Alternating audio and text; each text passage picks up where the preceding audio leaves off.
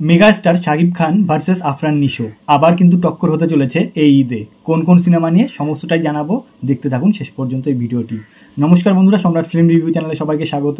তো প্রথমেই বলে রাখি, আফরান নিশো অভিনীত দাগি সিনেমার টিজার কিন্তু লঞ্চ হয়ে গেছে ইতিমধ্যেই।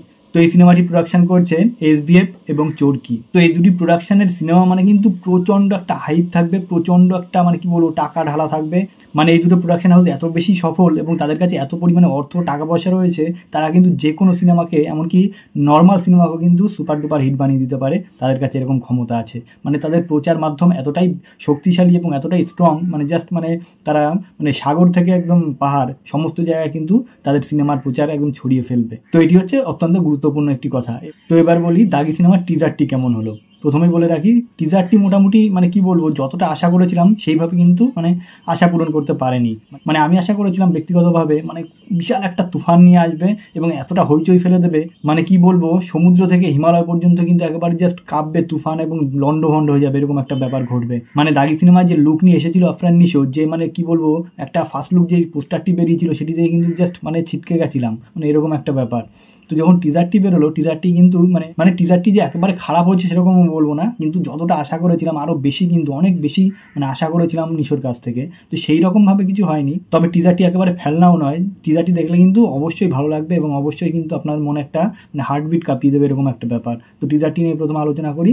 এই টিজারটিতে মানে নায়কের নাম অর্থাৎ আফরান নিশোর নাম থাকবে কিন্তু নিশান, এবং সে হচ্ছে মানে আমি যতটুকু দেখে আমার ধারণা হলো সে মানে নায়িকাকে খুঁজতে যাবে এবং খুঁজতে গিয়ে কোনো একটা সমস্যার মধ্যে পড়বে, হয়তো কোনো জঙ্গি বাহিনীর ফাঁদে পড়ে যাবে এবং শেষ পর্যন্ত কিন্তু তাকে জেল খাটতে হবে এবং সে দাগি বলে আখ্যায়িত হবে।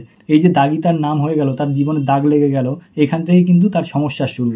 এবার এই সমস্যা আরও ধীরে ধীরে তাকে কতটা মানে বিস্ফোরক করে তুলবে এবং কতটা খতরনাক করে তুলবে এবং তাকে যে মানে মানুষ হিসাবে অমানুষ করে তুলবে এবং মানে সে ভালোবাসা না পেয়ে যে কত বড় অন্যায় কাজ মানে কি বলবো সব কিছু লণ্ডভণ্ড করে ফেলবে, এটি কিন্তু মানে এই টিজারটিতে তুলে ধরা হয়েছে। দেখুন, প্রথমে একটা কথা বলে রাখি, এর আগে যে মানে সুরঙ্গ সিনেমাটি বেরিয়েছিল নিশো, সেখানেও কিন্তু একজন নিশো ভালো মানুষ ছিল এবং সে কিন্তু মানে সৎভাবে তার প্রেমিকাকে বা বউকে ভালোবাসতো, কিন্তু পরবর্তীকালে এমন একটা ঘটনা ঘটে সে কিন্তু মানুষ থেকে অমানুষের পর্যায়ে পৌঁছে যায়। তো এইরকম একটি ঘটনা কিন্তু আমি আন্দাজ করছি যতটুকু, এই সিনেমাটিতেও কিন্তু দাগি সিনেমাটিতেও কিন্তু সেরকমই হবে। কারণ নিশো প্রথমে একজন ভালো মানুষ, সৎ মানুষ থাকবে এবং তার গায়ে পরবর্তীকালে দাগ লেগে যাওয়ার জন্যই কিন্তু সে দাগি হয়ে যাবে এবং আসামি হয়ে যাবে, এবং তার ফলে সে কী কী ঘটাবে সেটি কিন্তু মানে আন্দাজ করা যাচ্ছে এই টিজারটি দেখে। এবার এই দাগি সিনেমাতে কিন্তু নায়িকা হিসেবে থাকতে চলেছে সুরঙ্গ সিনেমারই নায়িকা তমা মির্জা। তমা মির্জা কিন্তু দারুণ অভিনয় করে, তার স্কিলগুলো দক্ষতাও অনেক সুন্দর এবং সে কিন্তু মানে নিশোর সঙ্গে একেবারে মানিয়ে গেছে। মানে আগের সিনেমাটিতেও সুরঙ্গ সিনেমাটিতেও কাঁপিয়ে দিয়েছে, এই সিনেমাতেও কিন্তু কাঁপিয়ে দেবে।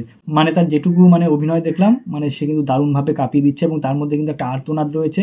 হয়তো সে মানে খারাপের দিকে চলে যাচ্ছে, অর্থাৎ নিশো খারাপের দিকে চলে যাচ্ছে এবং তমা মির্জা কিছু করতে পারছে না, মানে শুধু আর্তনাদ করেই যাচ্ছে, এরকম একটা ব্যাপার। তো এই টিজারে কিন্তু বেশ কিছু দৃশ্য থেকে বোঝাই যাচ্ছে মানে আফরান নিশো কিন্তু একটা খারাপ গোষ্ঠীর সঙ্গে যুক্ত হয়ে যাচ্ছে বা নিজেও খারাপ হয়ে যাচ্ছে, সমাজকে ধ্বংস করছে, এরকম একটা কিছু কিন্তু বুঝিয়ে দিচ্ছে। তো টিজারটি দেখে কিন্তু এটুকু আন্দাজ করা গেল।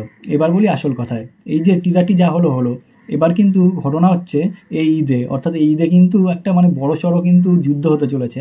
যুদ্ধটা যেমন সিনেমা হলের মানে বক্স অফিসেও থাকবে, সেরকম কিন্তু বাইরেও দর্শকদের মধ্যে থাকবে। মানে এক হচ্ছে নিশোর দর্শকরা, আফরান নিশোর ফ্যানরা, এবং এদিকে কিন্তু শাকিব খানের ফ্যানরা। মানে এদিকে কি বলবো, শাকিব খানের যে বরবাদ সিনেমাটি আসছে তার জন্য মানে হাইপ এতটাই বেশি, মানে সব দিকে কিন্তু একদম মানে সারা বাংলাদেশ জুড়ে সারা পৃথিবীতে কিন্তু একদম মানে শাকিব খানের ভক্তদের মধ্যে কিন্তু ঝড় উঠে গেছে, জ্বরও উঠে গেছে এবং তুফান উঠে গেছে বরবাদ সিনেমা নিয়ে।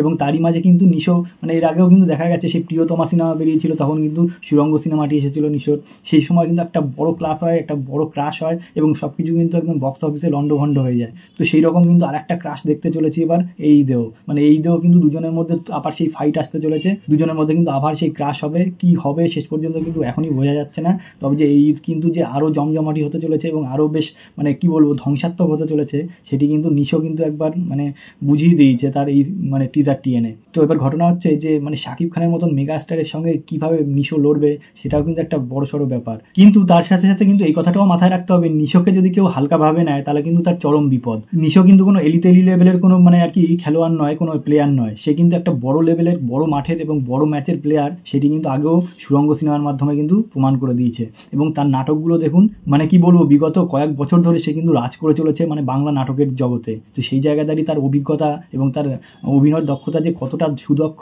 এবং সে কতটা মানে তার স্কিল কতটা ধ্বংসাত্মক সে কিন্তু বারবার প্রমাণ করে দিয়েছে। তাই শাকিব খান যদি কোনো রকম হালকাভাবে নেয় তাহলে কিন্তু ম্যাচ যেদিকে সেদিকে ঘুরে যেতে পারে, বলা যায় না। তো এবার ঘটনা হচ্ছে সিনেমার কাহিনী কেমন হবে, সিনেমার দর্শকরা কতটা ভালোবাসবে কোন সিনেমাকে, সেটা এখন ডিপেন্ড করছে এই সিনেমা দুটির পরে। যখন রিলিজ হবে সিনেমা হলে, যখন দর্শক দেখতে যাবে তখন কিন্তু তারাই ডিসাইড করে দেবে কে কোন দিকে যাবে। তো এখনই কিছু বলা যাচ্ছে না এখন এইসব বিষয় নিয়ে। টিজারটি এরকম হলো, টিজারটি আমার এরকম লাগলো, সেটাই নিয়ে কিন্তু আলোচনা করলাম। আমি অবশ্যই আমার ডেসক্রিপশনে লিঙ্ক দিয়ে দেবো, আপনারা দেখবেন। টিজারটি কেমন লাগে অবশ্যই জানাবেন কমেন্টস করে। আর বেশি কিছু বলবো না, ভিডিওটি এখানেই শেষ করবো। ভিডিওটি যদি ভালো লাগে অবশ্যই লাইক, কমেন্ট এবং শেয়ার করবেন এবং অবশ্যই সাবস্ক্রাইব করবেন। নমস্কার।